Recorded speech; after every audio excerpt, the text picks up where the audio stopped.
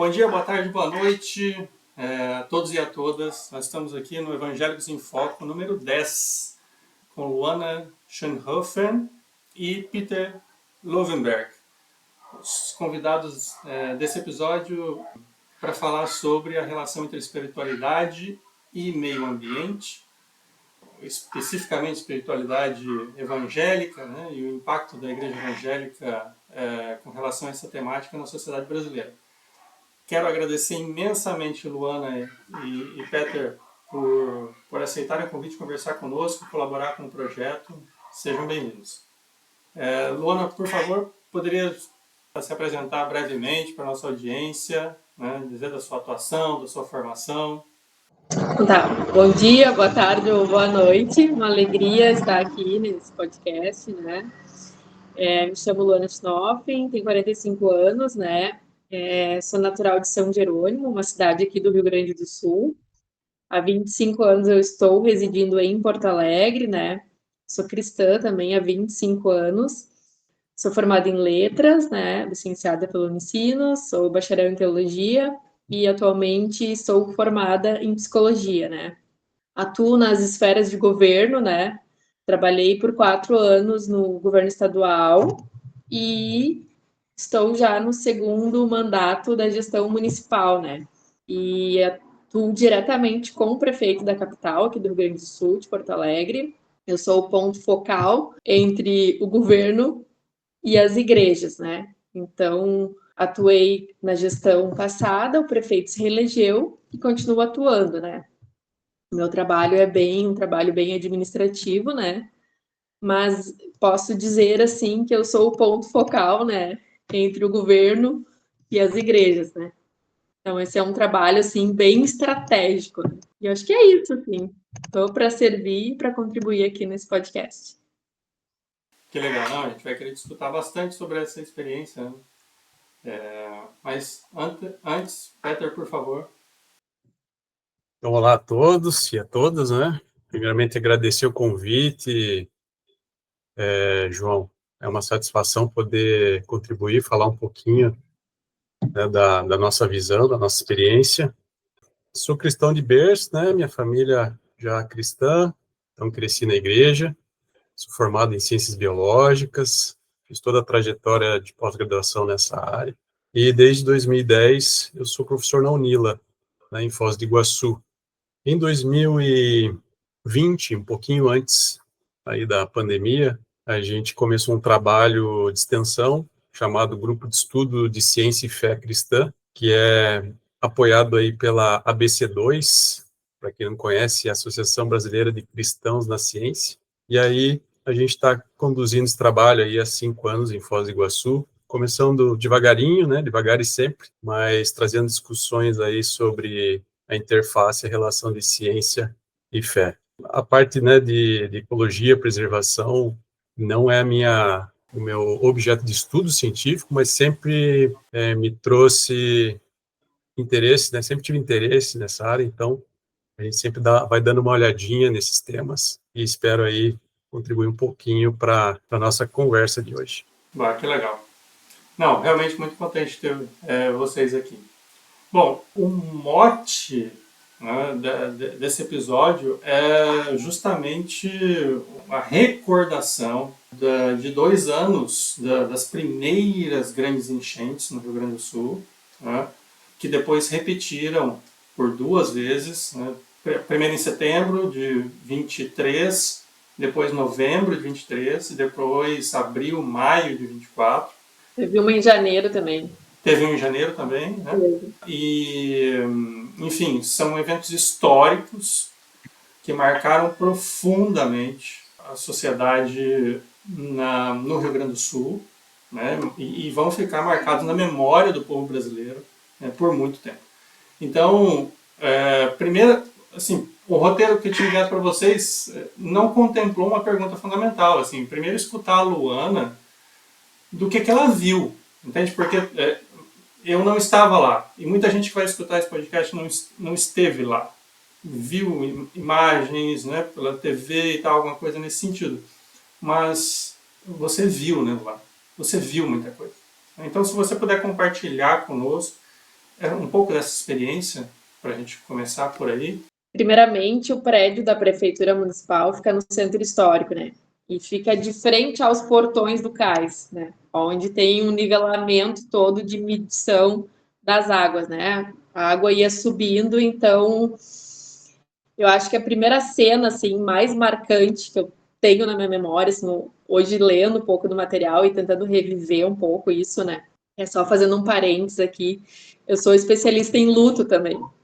E eu fiz, depois da enchente, eu fiz uma especialização na URGS mesmo, em assistência psicológica em catástrofes, né?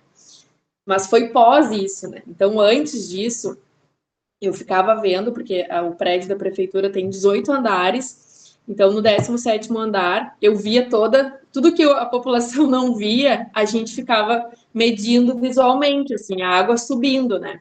E eu lembro, assim, que no dia 31 de abril, mais ou menos, o chefe de gabinete do prefeito me bateu no meu ombro e disse assim, ó, todas as outras enchentes eu sempre fui a pessoa responsável por fazer a captação de voluntários. Então, como é que eu fazia? Eu tinha uma lista, um banco de dados lá, e eu fazia essa captação internamente com os colaboradores da prefeitura. E aí, desde que eu entrei na prefeitura, no ano 2020, eu criei um grupo de pastores da cidade, junto com o Conselho de Pastores, que era a minha base, e eu sempre alimentava esse grupo pedindo oração. Então, tudo que acontecia ali no governo, eu informava no grupo dos pastores. Então, essa minha relação com a igreja, ela já vem de muito tempo, né? Essa conexão com os pastores, esse relacionamento, assim, né, tipo um endomarketing, assim, isso já vem sendo construído, né? Então, sempre se tornou fácil pedir um pedido de ajuda, preciso de oração, preciso de intercessão, porque eles já estavam contextualizados com tudo que estava acontecendo.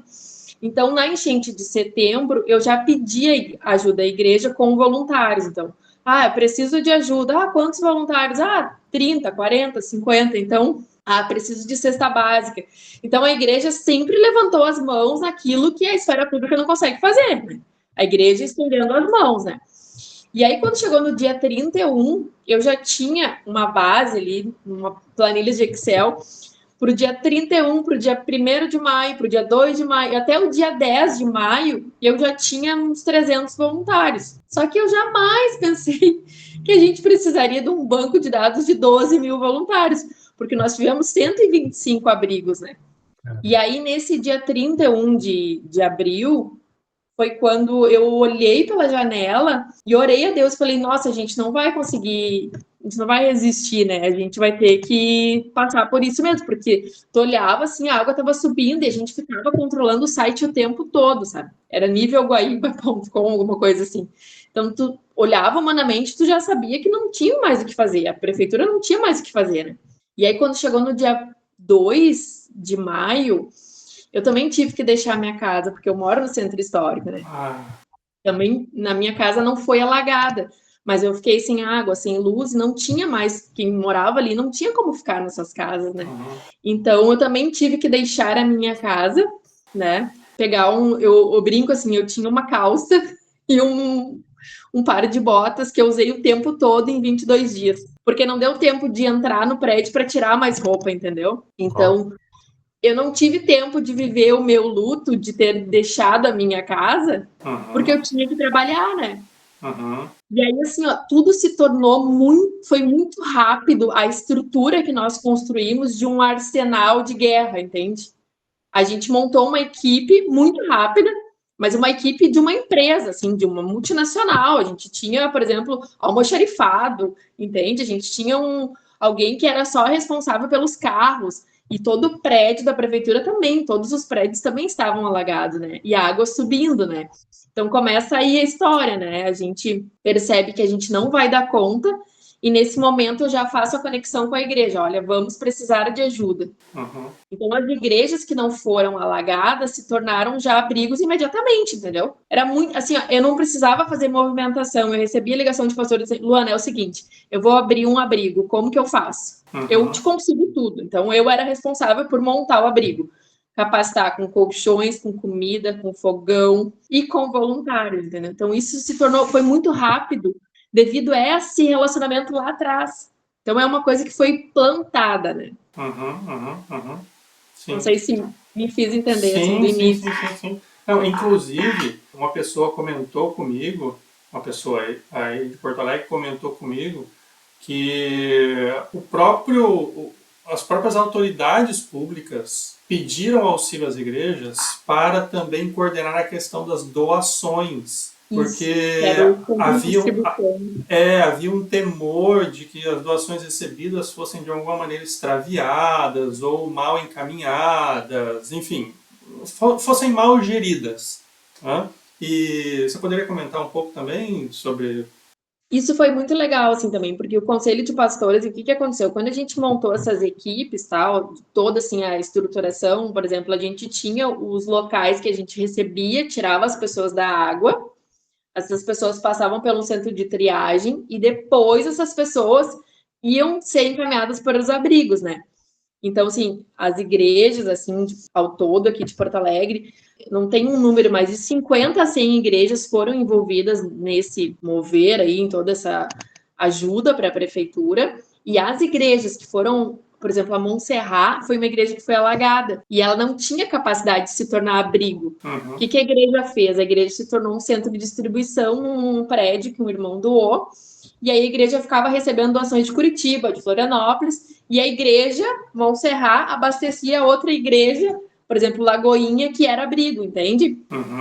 Então, esse mover que aconteceu, essa mobilização das igrejas, eu não precisava mais me envolver na questão do... Eles se falavam no grupo, entendeu? Nesse grupo que eu criei, eles ficavam se falando nesse grupo, a igreja precisa de colchão, a igreja precisa de toalha, a igreja precisa de feijão.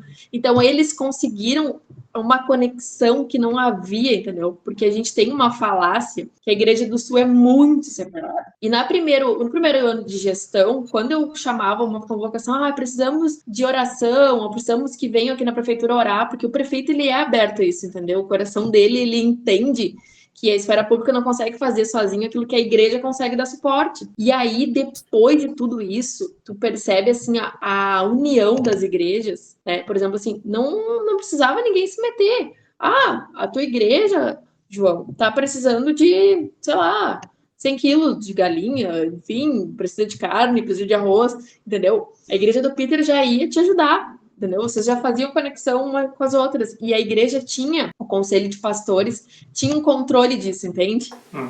Então, a prefeitura montou uma empresa para coordenar, mas o conselho dos pastores também tinha esse controle, entende? E a prefeitura fazia reuniões diárias, que era tipo follow-up, assim, de prestação de contas, e o conselho de pastores participava disso tudo também. Não só orando, mas estrategicamente fazendo a parte dele também. Então, isso também aconteceu. Então, esse centro de distribuições, o CIMEPA, coordenava isso. A gente conseguiu montar, né, com uma estrutura bem organizacional mesmo, sabe? Foi bem de organização, assim. Então, isso aconteceu também. Uma experiência marcante, né? Imagina. Né? E uma participação decisiva, né? Muito decisiva, porque assim, ó, tu também entender assim, ó, o prefeito ele não é cristão, né? Não se converteu ainda, mas o coração dele, ele é envergado, entendeu? Ele é entendedor de que o evangelho sim faz a diferença. Ele sempre fala, oração tem que ter ação, né? Então, quando tu tem um parlamentar que discerne isso, né, que a igreja consegue suprir aquilo que a sociedade não consegue e que o poder público também não consegue, as coisas convergem e conseguem andar num caminho de paz, assim, sabe? Foi o que aconteceu aqui. Eu tenho certeza, assim, se não tivesse essa união, a gente não teria conseguido vencer, sabe? Porque na enchente de 41, eu até anotei aqui, a cidade ficou mais ou menos 31 dias para voltar ao normal, em 41, né? E de 24, a gente ficou 22 dias, entendeu? Então, assim, a gente percebe, né, que, assim, claro, tem uma reconstrução emocional, tudo que aconteceu lá, tem uma reconstrução social, né? A gente sabe de tudo isso. Mas, se não tivesse toda essa conexão, assim, e a gente via claramente a diferença dos abrigos que eram coordenados pela igreja em questão de segurança, de ordem, de limpeza, né? Essa coisa de uma vida mais ecológica, né? Uhum. E os abrigos que não eram coordenados pela igreja, entendeu? Por exemplo, tinha clubes que tinham abrigos, eram maiores problemas com segurança, eram maiores problemas com limpeza, entendeu? Questão de ordem mesmo. E muitas vezes aconteceu o seguinte, ó, a gente recebia doações e a gente tinha medo, por questão de segurança mesmo, que fossem roubados. Então a gente fazia o quê? Voluntários da igreja vinham, ajudavam na distribuição, né? Fazer o descarregamento. E aí a gente já tinha segurança, ó, tá guardado ali, né? Com a ajuda da igreja. Então isso aconteceu muito. Teve uma noite, foi bem impactante, a gente estava recebendo uma carga muito grande. Porque vocês devem ter ouvido também que tinha problema nas estradas, tinha assalto, né? Sim. Isso foi verdade, até nos aeroportos, enfim, na base aérea, isso também aconteceu, roubo, né? E aí teve uma noite que estava vindo uma carga muito grande, estava vindo mais de 6 carretas de Florianópolis para cá. E eu lembro que era 10 horas da noite. E aí o segurança do prefeito, né, tava fazendo a cobertura, a escolta, né? E ele me liga e diz assim: Luana, a gente precisa mais ou menos de 100 pessoas para fazer o descarregamento. Olha, eu juro para vocês, eu vivi isso. Em 15 minutos eu consegui capitanear mais de 120 voluntários. Uau. Sabe? Às A 10 da galera noite. Não, a galera foi, eu tenho até postagem disso, a galera foi pro ginásio, eu comecei a fazer a chamada nos grupos, a galera foi pro ginásio, começaram a chegar no ginásio, e as pessoas, os voluntários da prefeitura, que era um local que era só para armazenar, né, que era só recebimento de materiais, não entendiam de nada, falaram, o que esse pessoal tá fazendo aqui? E o pessoal que veio era cristão também, e eles entendendo que aquilo era uma resposta de Deus, sabe? Tá irmãos ali recebendo eles, assim, no final eles oraram, foi um mover de Deus, assim, foi algo sobrenatural, sabe? Porque a gente tinha esse medo mesmo de que as cargas fossem roubadas, que as doações não fossem para o destino certo, então isso tudo aconteceu também, né? Uhum. Sim. E pegando um pouco da tua fala, caminhando, transitando para a discussão, essa relação espiritualidade e meio ambiente, essa experiência, pelo que você vivencia e tem vivenciado em Porto Alegre, ou, né, talvez num contexto mais amplo, você vê que essa experiência gerou algum tipo de reflexão sobre o cristão e o meio ambiente, enfim, né? Isso começou a surgir em pregações, ou você não percebeu isso? Isso não aconteceu? Eu acho que ainda é bem lento, tá? É bem devagar isso ainda, sabe? A gente tem um trabalho muito bonito aqui, que se chama Projeto Amor, que são dos restaurantes populares das igrejas Brasa. O que essa igreja faz? A igreja tem restaurante em diversos, eu acho que tem 5 restaurantes mais ou menos, em alguns bairros mais empobrecidos da cidade, né? E eles alimentam moradores em situação de rua. Esse é um projeto que é parceria prefeitura, parceria público-privada, né? Então é parceria da igreja com a prefeitura. Esse é um projeto que, assim, ó, se a gente não tivesse os restaurantes populares também, né? E eles, assim, eles têm um trabalho muito relevante na cidade. Esse projeto, ele já existia antes das enchentes, ele ficou mais forte depois das enchentes, né? Porque também a população, se vocês andarem aqui em Porto Alegre, vocês vão perceber que aumentou a população em situação de rua. É bem triste eu te falar sobre isso, mas sim, as pessoas empobreceram mais, as pessoas perderam as casas, né? A gente começou com 120 abrigos, né? Depois foi diminuindo, e aí ficaram, atualmente se chama casas lares, assim, sabe? O governo do estado fez uma parceria com a prefeitura e essas famílias, elas moram em casas lares temporariamente, né? As famílias que perderam, assim, foi de 50 a 60 famílias. Mas, assim, ainda eu creio que ainda precisa haver uma conscientização ainda maior, entendeu? Porque cai no esquecimento. Né? As pessoas que tinham maior poder aquisitivo, elas saíram da cidade, né? Até porque não tinha como ficar na cidade. O prefeito mesmo foi uma pessoa que recomendou: se você puder ir para a praia, ir para a serra, né? Porque não tinha água, não tinha luz. Então, toda aquela movimentação que estava acontecendo na cidade gerava mais custos, né?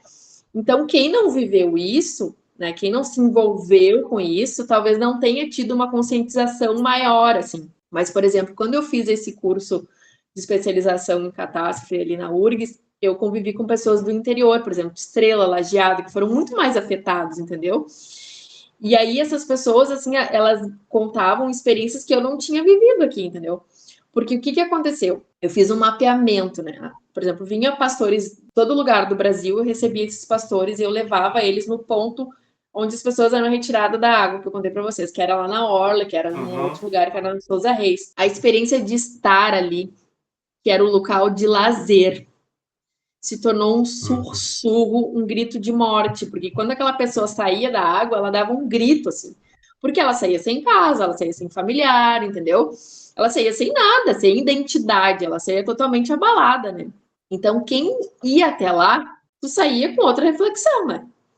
Quem ia, por exemplo, no lugar lá, que era o cadastro deles lá, ficava pensando, meu Deus, que coisa mais triste, as pessoas saíam da água sem roupa, né? Quando eles já iam para uma segunda fase. Quando eles iam para o abrigo, quem fica em abrigo tem tempo para ficar no abrigo, né? É como tu está numa comunidade terapêutica, né? São aqueles 21 dias ali que tu precisa desintoxicar. Quando passava ali 7 dias que eles estavam no abrigo, começa a se tornar completamente desumano, né? Não há emocional que aguente isso.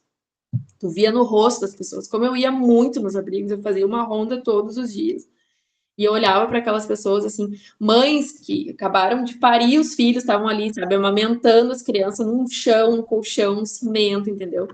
Então, assim, foi muito duro, assim, sabe? Por mais que a sociedade tenha se movimentado, tenha se manifestado, eu acho que quem não esteve imergido nisso, entendeu? Não consegue discernir, entende? Mentalmente, emocionalmente. E assim, muitas igrejas, eu percebi assim, ó, que a fé foi o ponto de conexão entre dor e reconstrução.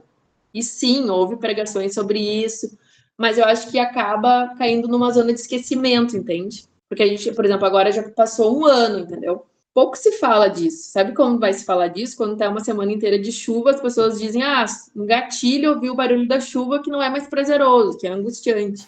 Entende?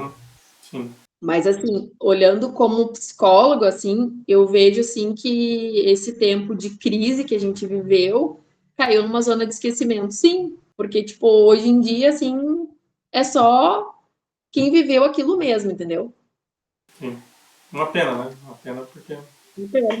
Uma pena. E no meio acadêmico, Peter, que tipo de reflexões a gente tem que nos auxiliam a pensar sobre essa relação espiritualidade, meio ambiente? Bom, antes de te responder, João, eu lembrei de um detalhe que a Luana estava comentando sobre os caminhões, e lembro que a PIB Foz tem um caminhão, e eles mandaram, acho que mais de uma vez, passando por Curitiba e chegou lá. E assim, né, o relato que você fez foi muito interessante, né?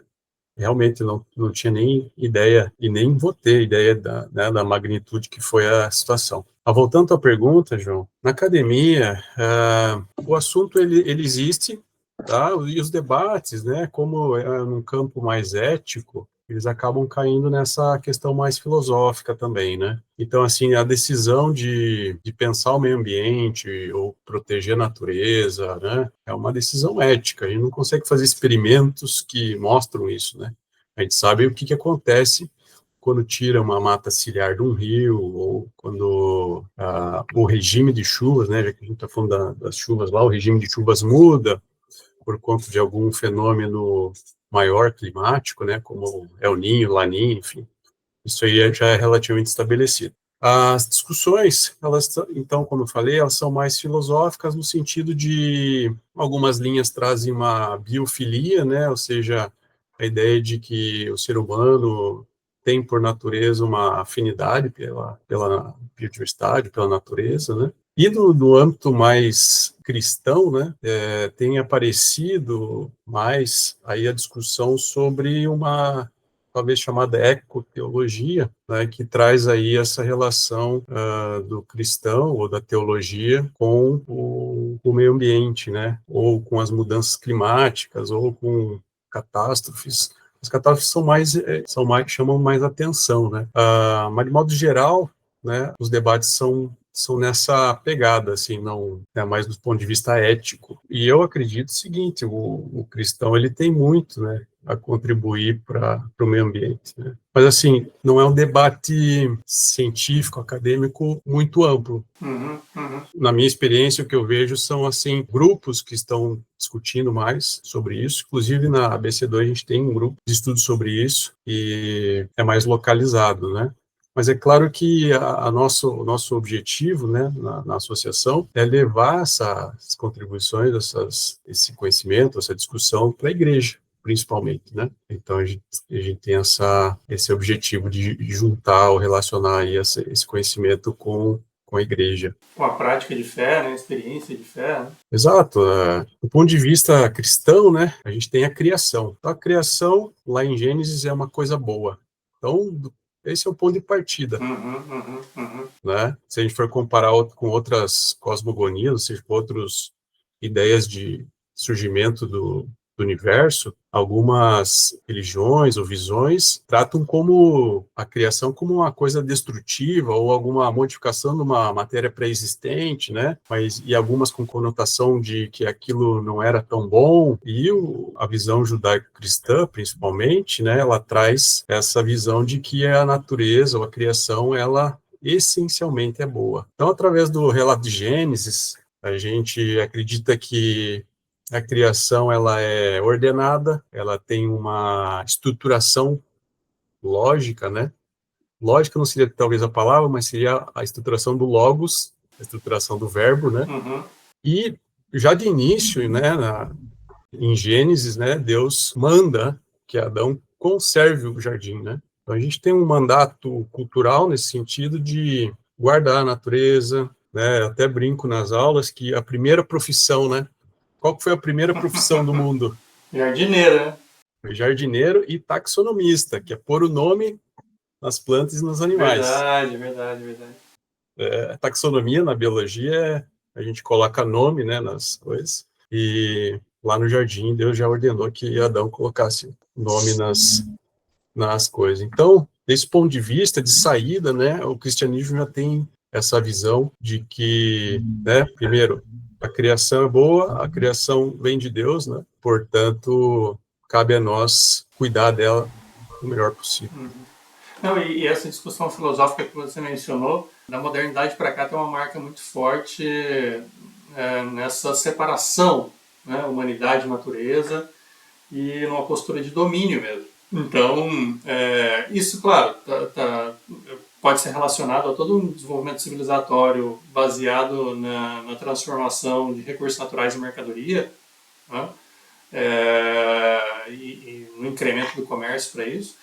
Mas é interessante que há várias décadas já a gente tem visto críticas a esse tipo de relação, né? A essa postura da humanidade frente à natureza, à criação, né? Ao meio ambiente, enfim, qualquer dessas três linguagens que a gente quiser adotar.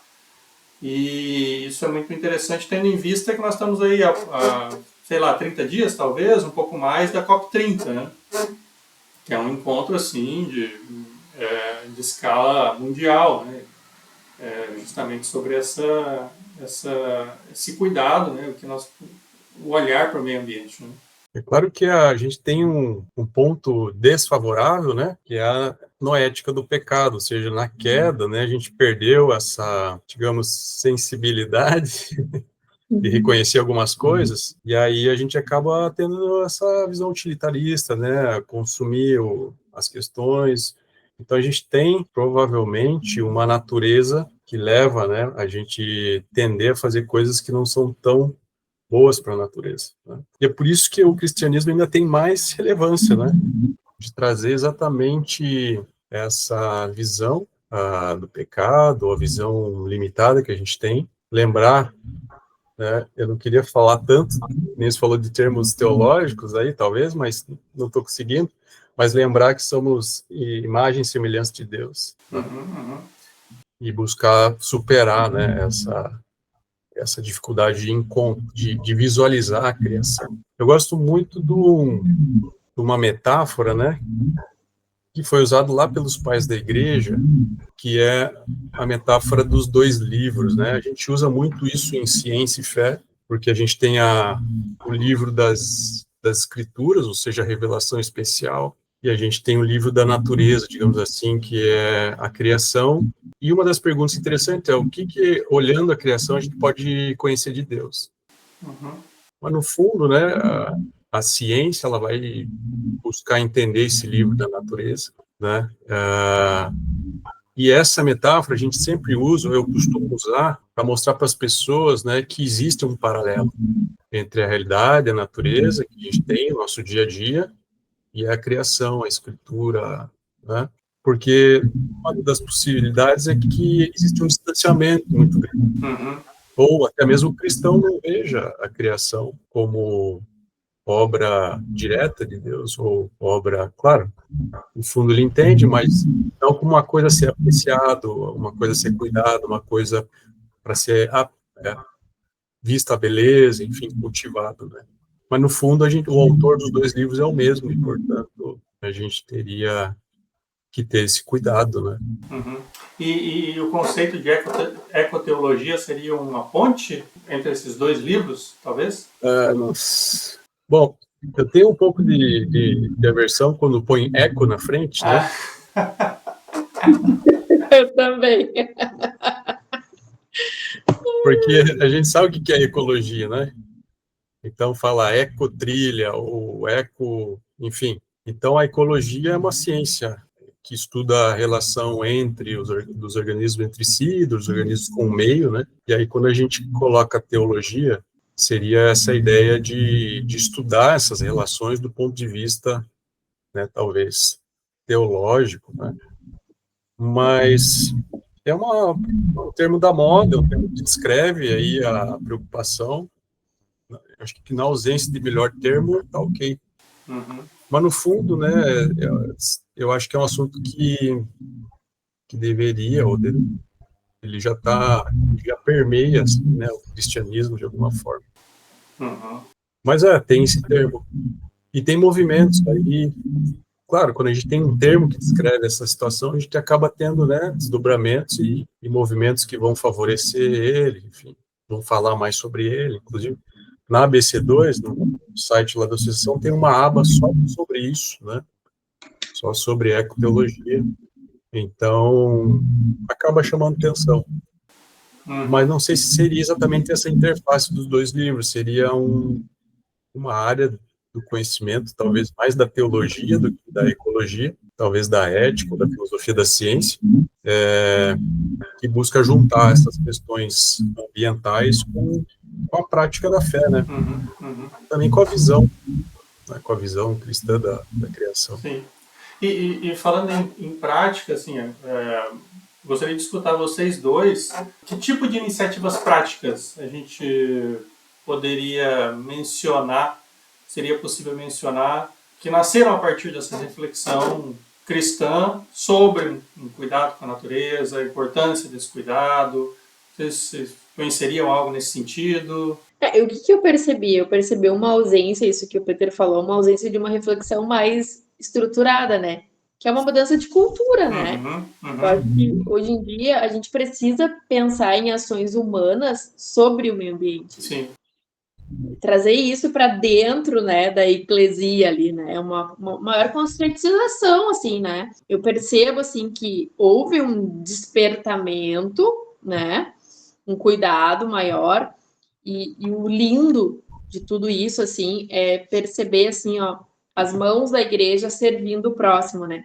E o Leandro, o pastor Leandro, eu sempre gosto muito, a gente foi colega, né? A gente fez teologia juntos. E ele é eu sempre digo, ele é uma manifestação da graça, né? Porque o Leandro tu olha assim, ele é o discípulo de Jesus, assim. Total. Um abraço, Leandro. Ele é muito, muito característica, assim, de discípulo, assim, né? O Leandro sempre fala, né? A multiforme graça de Deus se manifestando, né? Sim. Então, imaginem vocês, o local onde nós assistimos o pôr do sol lindo se tornou, né? Um lugar de lazer, se tornou o lugar que salvou, né? Uhum. Vidas, né? Só um parênteses, Luana, para quem não conhece o Pôr do Sol do Guaíba, gente, vale a pena, compre uma passagem e vão, porque é espetacular.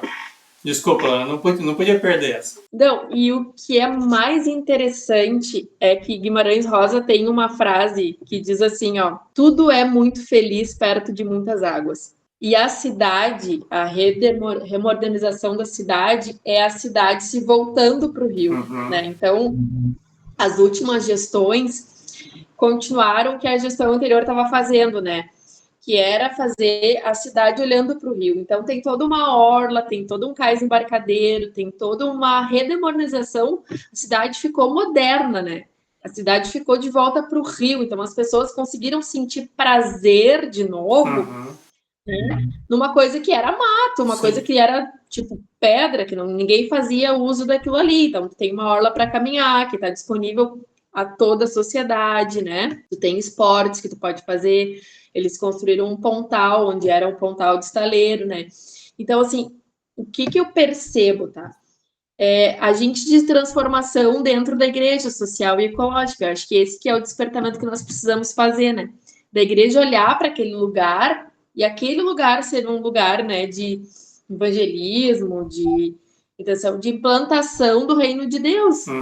Talvez eu acho que essa conscientização que precisa acontecer, essas pequenas ações, entendeu? De usar o movimento que a cidade está, né? A cidade está tendo uma construção ali num bairro, está acontecendo uma coisa diferente, né? Então, assim, eu percebo assim aqui em Porto Alegre tem muitas praças, né? Tem muitos parques, né? E eu sinto a falta da igreja nesses lugares. Entende? Eu não vejo a igreja sair das quatro paredes. Sou muito incomodada com isso, sabe? A cidade é linda, a igreja pode avançar, entendeu? Não é só no tempo da catástrofe, não é só no tempo da escassez, né? Eu quero ver a igreja na rua, entendeu? E muitas vezes, assim, a gente fica incomodado porque a gente olha, né, toda essa questão do marxismo cultural avançando, e a política aqui no Rio Grande do Sul a gente percebe que tem uma tendência, né, para o caos, assim, né, e a igreja fica faltando nisso, entende? Então eu acho que o que eu senti mais falta, o que eu sinto mais falta é dessa transformação social, agente de transformação social e ecológica dentro da igreja. A igreja trazer esse, sabe, esse chamado, assim, esse, ó, tu é responsável pelo teu lixo, como é que tu faz? Tu separa o lixo, não? Seco, orgânico, começa por aí. A gente tem um projeto lindíssimo aqui em Porto Alegre, que são prefeitos de praça. Qualquer cidadão pode se candidatar para ser o prefeito da praça do seu bairro. Olha só. Olha que oportunidade que a igreja tem, né? De membros da igreja se tornarem prefeitos das praças. Me pergunta quantas pessoas cristãs participam desse projeto. Entende? Então, é aqueles lugares que a igreja tem que ocupar, entendeu? Para cuidar da praça, para cuidar da cidade, para cuidar de um canteiro. A igreja pode adotar um canteiro da cidade. Então, são coisas que eu percebo, assim, falta, entendeu? Falta aquele mover, falta aquela iniciativa da oração, mas é ação. Eu estou orando, mas eu estou saindo da igreja, estou avançando. A igreja, o centro histórico. Sim. Se vocês visitar, vocês saem deprimidos, entendeu? Pela quantidade de moradores em situação de rua. Eles ocupam a Praça da Matriz, a igreja em frente da Praça da Matriz, a escadaria, todo dia tem que ser lavada pelos caminhões do DMLU, que é o Departamento de Lixo e tal, pelo fedor, pelo odor, entendeu? Então, assim, é bonito a ação social da igreja ir lá todos os dias, às 19 horas, e dar comida. Só que eu entendi, em todos esses anos já, 10 anos que eu estou no poder público, que quando eu dou a comida, eu não ensino a pescar, né? E aí, tipo assim, o que tu prefere? Fazer a limonada ou já tomar a limonada, né? Então, eu vou deixando uma população totalmente dependente e não vou tornando essa população agente, né? Então, acho que é isso. Acho que precisa haver uma conscientização, entendeu? Eu sinto essa ausência, entendeu? Sim. Com certeza tem muitos casos em que igrejas atuam, por exemplo, eu já escutei sobre experiências de igrejas tendo contato com hortas, né, ou seja, promovendo o cultivo de alimentos e tal, né, para a própria distribuição para algumas famílias, né. Tipo de ação também, isso pode ser acompanhado, né, de toda uma reflexão sobre o cultivo do próprio alimento, o cuidado, né, relativo a isso. Isso são, talvez, algumas pessoas pensem em ações muito grandiosas, mas talvez ações simples como essa são capazes de gerar um impacto muito grande. Porque para pensar, tu pode ser prefeito da praça, tu tem um vínculo com a prefeitura vai lá, faz uma análise, ela te dá toda a estrutura, entendeu? Todo o material. Só entra com a mão de obra. Pode usar a praça para fazer o quê? O avanço do reino, né? Olha que lindo isso, né? A igreja saindo para fora, a igreja nas ruas, entendeu? A igreja avançando, a igreja vai cuidar do morador em situação de rua, vai trazer dignidade para ele, vai conseguir um emprego para ele, vai organizar os documentos dele, vai conseguir um lugar para ele morar, né? Esse cara se reestrutura, esse cara já saiu da rua já. Né? São ações muito pequenas, mas que tu faz muita diferença. Né? Eu lembrei de um detalhe aqui, no último domingo, né, eu estava dando aula na IBD e eu finalizei um mini curso sobre ciência e fé. E nessa última aula, eu quis falar mais sobre questões de comportamento, o pessoal tinha dúvida e tal. E aí, falando sobre secularização, inclusive eu lembrei daquela nossa conversa sobre Charles Taylor, falando sobre secularização, né, a gente estava relembrando que no processo de secularização, a vida religiosa, né, ou espiritual, ela ficou muito privada. Uma das consequências você tem antes, digamos assim, né, antes da era secular, a vida pública era cristã, e hoje ela está introvertida, né, nos espaços privados. E isso é uma pena gigantesca, né? E eu concordo com você, Luana. Acho que a igreja brasileira deveria fazer um movimento para exteriorizar isso. Né? Inclusive, eu acho que um dos pontos principais da ecoteologia, dois principais, né? Primeiro, é a gente reconhecer que a gente depende de Deus e depende do ambiente que a gente vive. E ao entender que a gente depende do ambiente, dos recursos, né? Isso faz com que a gente observe e valorize mais. E outra vertente, né, que relaciona a igreja com o meio ambiente, é exatamente esses exemplos que vocês deram, que é o chamado para o serviço. Então, claro, nos momentos assim, mais críticos, a gente consegue observar mais fácil, mas é um exercício de humildade chamado para o exercício. Então, atender a pessoa, né? Eu, inclusive, acho, né, que a igreja, ela se mobilizou porque a situação, ela era atípica, né? Sim. Claro que se fosse, né, ela também se iria se mobilizar, mas não seria tanto. Então, eles viram a oportunidade de servir, né? E, enfim, eu acho que esses são pelo menos dois caminhos aí que a igreja pode atuar. Sim. Peter, você já tinha mencionado a PIB antes, mencionou a IBD agora, e eu lembrei, mandar um abraço aí para o pastor Rafael, muito querido pastor lá da PIB. Gente, estamos chegando ao final do nosso bate-papo, né? Se vocês, enfim, gostaria que vocês colocassem as reflexões finais de vocês e desde já agradecendo pela participação, por terem colaborado aqui conosco. Então, eu queria deixar essa mensagem que as enchentes, né, elas deixaram marcas profundas não apenas na cidade, mas também nas pessoas, né? E essa experiência revelou algo muito importante, né? Que a igreja, novamente, precisa ser despertada no Brasil, no Rio Grande do Sul, em Porto Alegre, né? Que há uma urgência de uma reconstrução material, mas eu vi também um papel vivo na sociedade, né? Uma urgência de cuidado emocional e psicológico, porque depois da enchente, eu vi muitas e muitas pessoas precisando de ajuda emocional, psicológica. E eu fiz o meu estágio no hospital aqui de Porto Alegre, em 2 hospitais, e também eu estagiei na clínica, a escola da universidade, né? Eu me formei agora, em agosto, em psicologia, né? Então, eu vivia enchente no final da faculdade, assim, né? E a gente percebia, assim, por tudo que eu atuei nos abrigos, eu percebi exatamente a diferença, assim, entre a ajuda emocional, psicológica e ajuda espiritual. Porque tinha abrigos que o coordenador do abrigo pedia, por favor, traz a igreja aqui. Porque a atmosfera espiritual, a desordem, o caos, a baderna, né, a falta de higiene estava assim que os coordenadores não conseguiam, né? Então, somado com desalento, né? As pessoas elas não perderam as casas, né? Elas perderam as lembranças, a referência, a identidade, né? Tinha uma pessoa que chorava porque tinha perdido o álbum, o único registro que tinha dos pais, né? Então, assim, foi além disso, né? Foi uma dor, não depois das águas, mas uma dor de escuta, né? De compaixão, de empatia, né? E sabe o que eu tô pensando agora, Luana? Desculpa te interromper, sabe o que eu tô pensando agora?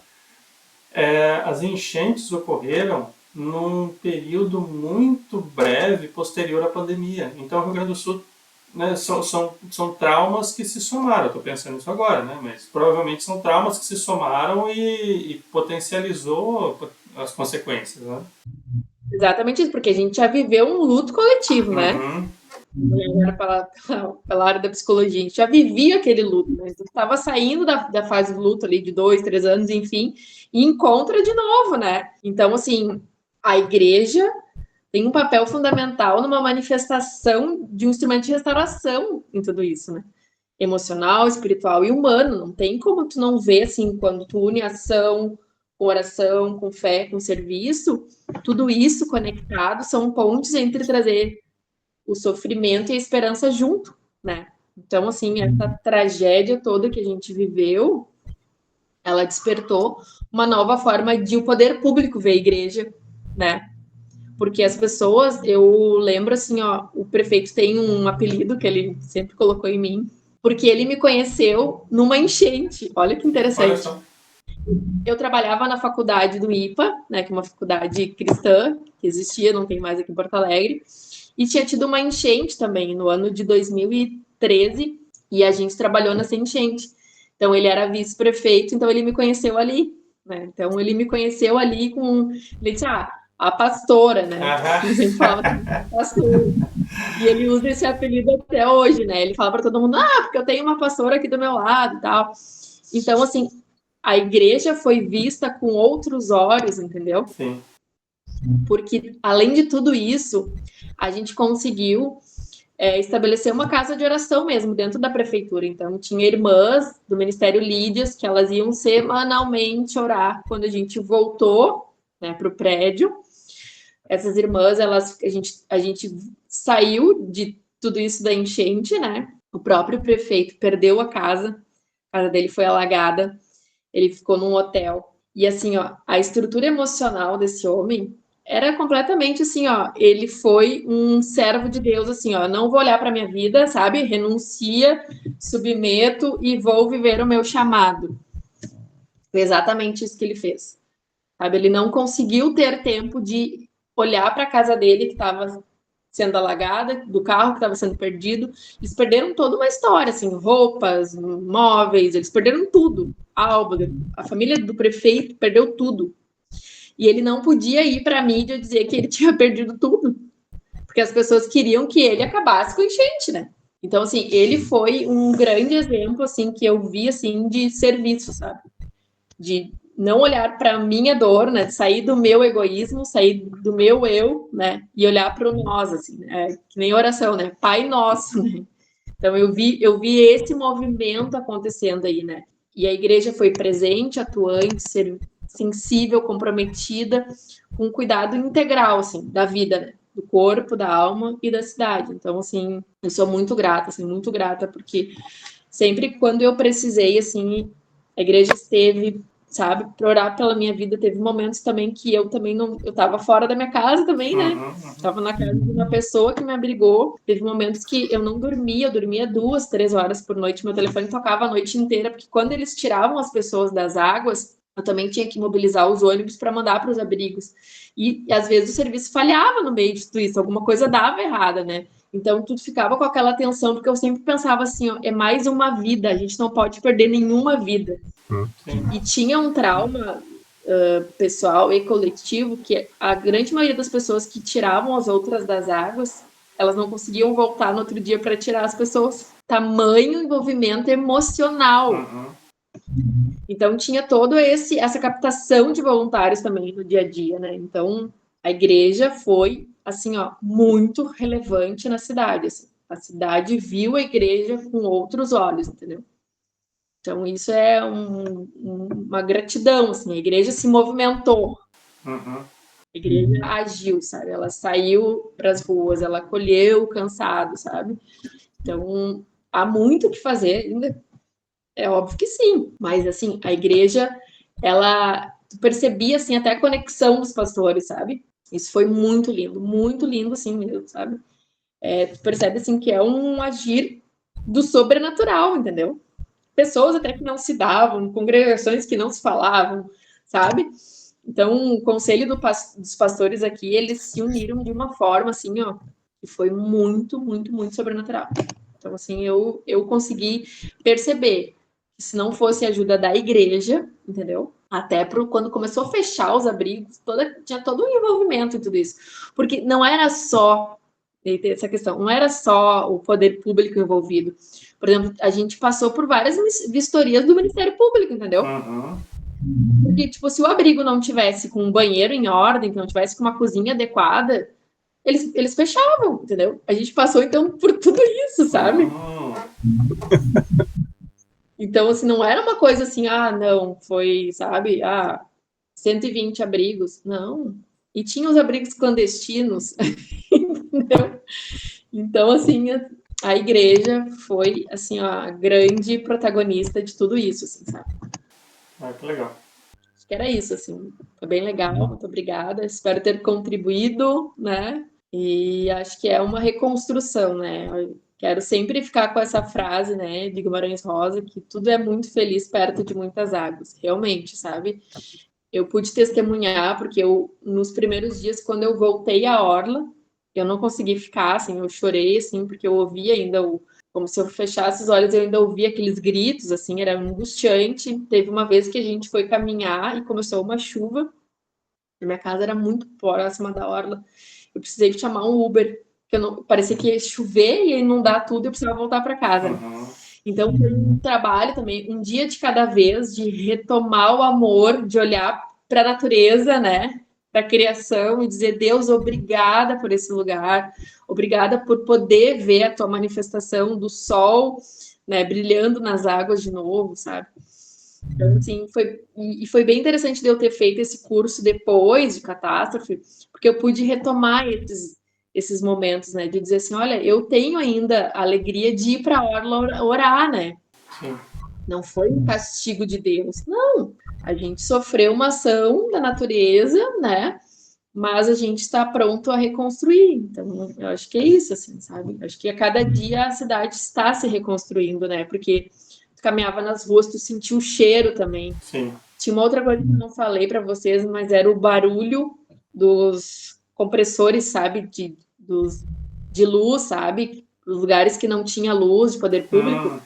Então, tinha tudo isso também. Tinha um cheiro. Geradores de energia. E tinha um gerador de energia. Então, tinha o barulho dos geradores. Era um barulho, assim, horrível. E mais um cheiro também, né? E esses dias eu entrei numa loja aqui no centro e foi bem interessante, assim, que eu olhei no fundo da loja e eles não fizeram a restauração na parede. Então, a metade da parede, assim, tem as marcas da chuva e a outra metade, assim, pintada, assim, né? E eu olhei para aquilo e falei assim, nós sobrevivemos a tudo isso, né? Olha que interessante. Então, acho que é isso. Se tu não vê, se tu não vive, tu tem uma visão diferente. Sim. Então, acho que é isso, assim. Espero ter contribuído. Não, a gente agradece demais. Luana, menciona o teu Instagram que você, para quem quiser te acompanhar lá, te seguir, por favor. Então, hoje eu sou psicóloga clínica, sigo atuando ainda na prefeitura, fazendo essa conexão, né, entre o poder público e as igrejas da cidade, né, e sou psicóloga, né, clínica, atuo com luto, né, atendo pessoas enlutadas, mulheres em situação de violência também, né, e o meu Instagram é guria_psicoRS. Se quiserem me seguir, eu compartilho muitas coisas da cidade, do centro histórico, da jornada. Eu costumo dizer que eu cito um pouquinho a cada dia os fragmentos da jornada do viver, né? Vivendo o ordinário de Deus no dia a dia, né? Sim. Acho que é isso. Então. Legal. Muito obrigada. Legal. Peter, por favor, Bom, acho que a mensagem final seria um convite, né, a todas as pessoas, e principalmente a igreja, a contemplar a natureza, né, apreciar a criação, estudar a criação e se deixar deslumbrar, né, com a beleza e com o que Deus criou para nós, né, não necessariamente para nós, mas que criou, se vislumbrar com isso, né. Eu acho que a igreja tem muito a contribuir, o cristão tem muito a contribuir para a questão ambiental, seja mudanças climáticas, seja, né, áreas protegidas, enfim, qualquer tema, justamente por essa visão de que a natureza não é só a natureza, claro, ela tem o seu valor intrínseco, mas ela, além de tudo, é uma manifestação da ordem criada, né, e ela é mantida e sustentada por Cristo, né, pelo Logos, pelo Verbo. Por trás de toda a estrutura, né, tem o Cristo. Se a gente acha que um dia, né, a igreja pode virar muito ecocêntrica, a gente precisa sempre estar com os pés no chão, os pés na Bíblia, e lembrar que Cristo é o centro, né, cabeça da igreja e a manifestação da ordem criada. Eu acho que era isso. Agradeço o convite e espero ter contribuído aí com uma visão cristã aí da questão ambiental. Muito obrigado. Gente, esse foi o nosso Evangélicos em Foco número 10. Agradecer a Luana, o Peter aqui. Esse é um podcast ligado ao projeto Evangélicos Sociedade, que é um projeto desenvolvido aqui na Unila. E a gente agradece demais, né? Eu, em nome da equipe, agradeço demais a presença de vocês. Esse episódio vai ser divulgado nas nossas redes, Instagram, no YouTube. Acompanhem-nos lá no Observa_Evangélicos, no Instagram também. E ficamos muito contentes por ter tido esse bate-papo aqui. E nos vemos nos próximos episódios. Muito obrigado. Valeu!